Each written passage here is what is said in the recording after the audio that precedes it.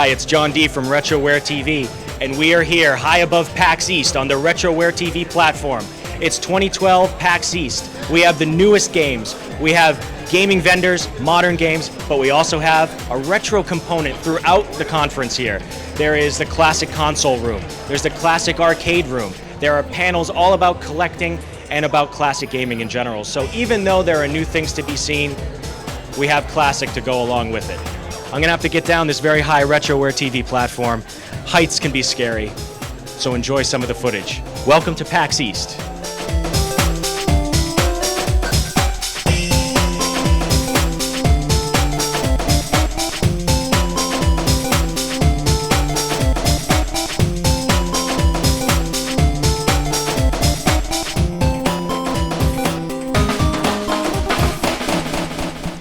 This is Joey for Retroware TV, and I am here with Joe Santulli of Digital Press and the Video Game History Museum at PAX East 2012. Thanks, Joe, for joining us. Good to be here. Thanks. So we're here in the classic console game room. It's been here all 3 years of PAX so far, but it's grown bigger each and every year. Can you just tell us a little bit about it and the reception and what you're doing to maintain it? Sure, yeah, this has been really fun. So from the first year that they moved out east, they got in touch with us because Digital Press was fairly local. We're in New Jersey. I said, look, we were trying to set up a room where we could have people basically come in like a library and check out whatever games they want from their youth. And classic gaming pretty much represents everything from Pong up to, in this case, Dreamcast. So yeah, we just bundle up a whole bunch of systems. We tried to pick all the games that people would remember that were really popular and really unpopular. You know, so we brought all the Silver Surfers and Nightmare on Elm Street type games as well. And then, you know, just get everything set up here for people to play. And we've grown more and more. We're up to 42 consoles this year, I think. So the Video Game History Museum, we met at E3 and talked a little bit about how that was starting up. Can you kind of update us? It's in a bit of a transitional phase right now. Yeah, so we're in between. We had a really nice Kickstarter kickoff back in October, and now here we are. We're into April, and it doesn't seem like we've done much, but we've actually been putting a lot of hooks out there. We've collected a lot of donations, so our inventory has gotten even bigger. We already had an excellent collection to start with, but now we're really trying to hunt for that perfect location. Yes. The problem is, you know, we're pretty much a penniless organization. We don't really have money. So it's a non-profit, and we're trying to lure somebody into giving us some space or giving us a break on rent or outright donating a building to us so we can put all of this stuff in. And I think to somebody out there, we're the low-hanging fruit. You know, they're going to say, well, I want to build something like this. I see this as a great part of a community, but we need somebody that has all of the things to put into it. And right now, we're in a position where we could load up a 30,000 square foot area with no problem at all. I don't doubt that. Is there a preferred location in the country? I mean, as you said, if someone's willing to kind of give you something anywhere, you'll take it, but... Yeah, I know. I've been telling that to people, like, you know, give us a spot in central Jersey and we'll put it there, you know? Okay. But, I mean, ideally, like, our target has been all along. We wanted to build this where the industry was born and grown up. So Silicon Valley, California, Northern California, somewhere near the Computer History Museum would be nice because that would make a nice destination for people who want to see all aspects of electronic gaming. Yes. But like I said, we'll take steps on our way up to that spot. We're certainly good at moving. So, if it takes an interim location before California, we're there. Excellent. So if someone wants to either donate or money or gaming systems or something rare or just help out in general, how can they do that? Well, our website is vghmuseum.org. If you go there, you'll find all the contact information you need. We're nonprofit, so we're certainly willing to help people write things off at the end of the year for their donations and appreciate every last thing we get. Excellent. One last question. So you've been running Digital Press for a while.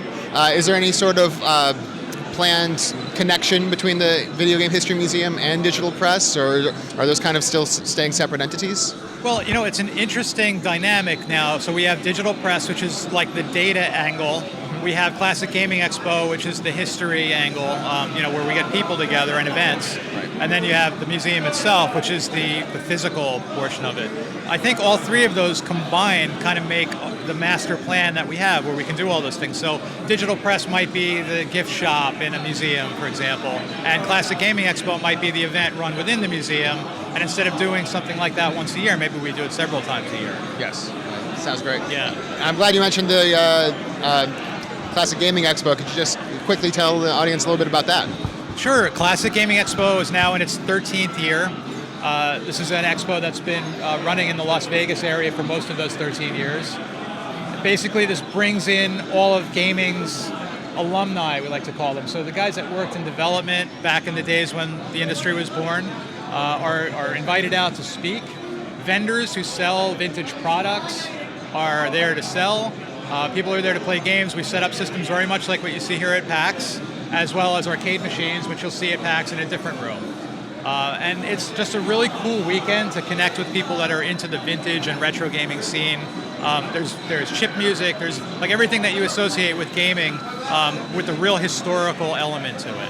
Sounds great. Well, I'm looking forward to seeing you out there. Yeah, so. I want to see you there too. Great. All right, Joe Santulli, Digital Press, Video Game History Museum, and Classic Gaming Expo. Thank you very much. Thank you, Joe. People are throwing swag. The excitement is palpable. I think it's retro gaming swag. Later today, we'll have a crowd equally as large catching Retroware TV headbands. My friends, there is nothing like the retro gaming going on here at PAX East 2012. There are even cosplayers of Retroware TV. This is Pat, the NES punk, if you didn't recognize him. How's it going today? It's going great. I don't know if you noticed, but he has the NWC cart on him because Pat usually has the NWC cart hanging around his neck. It is his signature thing, no? Indeed.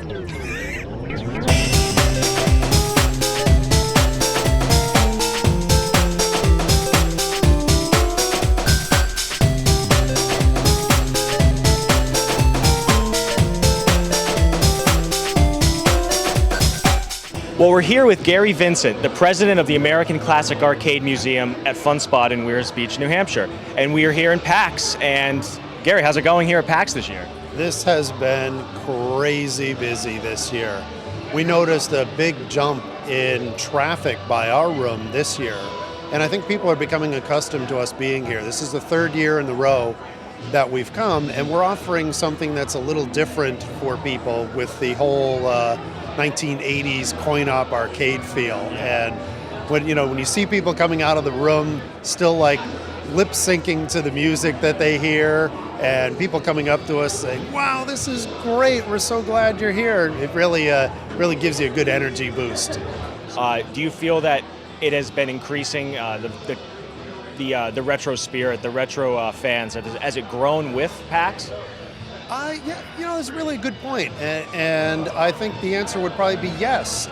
We notice more and more people coming in, and surprisingly, a young crowd appreciating the old classic games. And I think maybe that's a tribute to their original programmers and designers, that they built something that had, a wide range of gameplay, but also longevity, that people are still playing games that are 30 years old and having a good time, which is, probably the main objective they were looking to originally was, hey, we want to put this game out in the arcade so that people will enjoy it for 6 to 9 months. And here we are 30 years later and people still enjoy them. Well, you mentioned longevity, and that brings me to a question about the actual preservation of these units. And I mean, as time goes on, it must become more difficult to secure arcade-specific cathode ray tubes if things start burning out, and the actual physicality of the machine can become an issue. How are your opinions then made on the area of emulation as a way of preserving the games as well? Well, you hit on two really key parts. One is CRTs. All of the original classic video games had CRT monitors, and they looked very different from a flat screen. So although the game manufacturers these days make a flat screen replacement for the CRT, you can tell. Yeah. You look at it and it's like, well, this really does not look the same. So what we've been trying to do, since there are no companies manufacturing CRTs anymore, we're going out to the collector community, and there are people who, collected monitors, or they received arcade cabinets that were in bad shape, so they stripped the parts out. And every once in a while, you'll find someone with a ton of extra monitors, and I'll get a call, and someone will say, hey, I got 2 or 3 monitors. Do you want them? Yes, please. And those people thinking ahead to preservation, where they recognize the problem and they say, hey, you guys have got about 300 machines. This is going to be a problem for you. I want to help. And then the second part you were just asking about was emulation. And we have actually, with the Laserdisc games that we run, we are running on emulators, which I know makes some people cringe, but I was in the industry when Laserdisc games came out and they were new. And it was fantastic until the players started breaking. And that was the weak link in the whole system, was the player. And nowadays, when someone says to me, well, why are you running an emulator in that Dragon's Lair? Why don't you just run the original hardware? And my answer is, well, if you can find me a Laserdisc player that's going to run 12 hours a day, 7 days a week, 365 days a year, we'll think about it. But also the other problem you have is coin-op, arcade, or root, putting games out in root locations, you needed to make money. Yeah. So you already had an investment in the cabinet and the monitor, and now you've got hardware that doesn't run. So what was the first thing they did?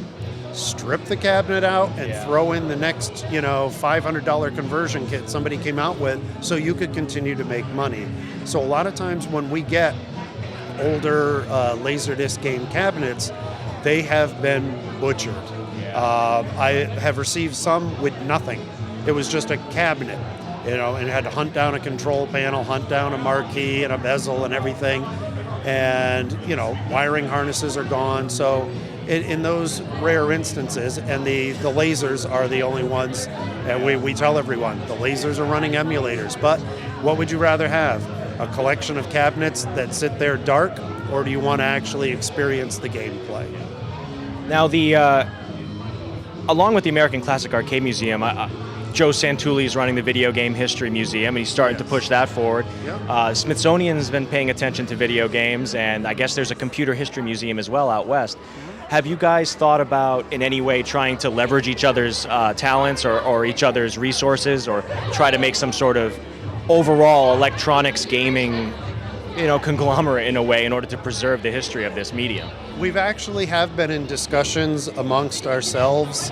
I was on a panel yesterday with Joe and also with Rayford Gwynns, who is a professor at Stony Brook University. He's also the curator of the William Higginbotham Museum, which was William Higginbotham created Tennis for Two. It was back in '58. Yeah. So, we started talking last fall about, the preservation of game history, and rapidly came to the conclusion that no one entity is going to be able to do everything. You have so many different, like we have coin-op. We're preserving that arcade feel and allowing people to actually come in and experience the games from, the video game coin-op era. Yeah. And there are other people like Joe Santulli, specializes in consoles. And, Ray Gwynns is compiling a lot of physical, paper data, magazines and such. And then you have the Strong Museum in Rochester is compiling information as well. And then the International Arcade Museum with Greg McLemore. So there are a lot of different people who specialize in an area, and we've been kind of discussing, I've been talking with Ray about his idea for a network where, you would have one clearinghouse where people could go, like researchers and such, and say, hey, I need to find out about this. Well, where do I go? Who has been saving that data? Who has been, the information or the physical hardware? Who's been saving it? And this is what his goal is, and I think it's fantastic. And maybe even traveling exhibits one day, if it came to that, if the physical devices were something that people wanted to see elsewhere. Sure, like we've brought a part of our collection on the road to come down here to Boston. It's quite an endeavor. Your two 24-foot trucks filled to the doors. You've got to pull things out, and a lot of people who collect classic coin-op know that a lot of times they don't like to be moved. Shaking, jarring, you get a game. Fortunately, we only had one arrive DOA here. But, it's one of those things. It's a lot of logistics behind it. Well, I don't want to keep you. I just wanted to say thank you again for pushing this medium, for making sure that you're preserving classic arcade games. And for everyone who's watching, please make sure you try to make the trip to Fun Spot in Weirs Beach after Memorial Day weekend. The first weekend in June, I believe, is when the... Our annual tournament that we do is always the weekend after Memorial Day weekend. Makes it easy to remember each year. If you can't remember the dates, it's like, well, I know it's the weekend after Memorial Day weekend. It's a great way to start your summer, and you can go to Lake Winnipesaukee and hang out as well. So, hey, thanks again, Gary. It was wonderful to see you. Great, thank you.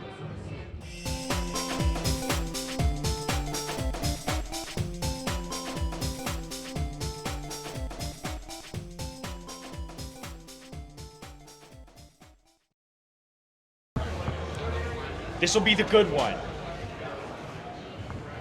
Be conscious. Be conscious of my space.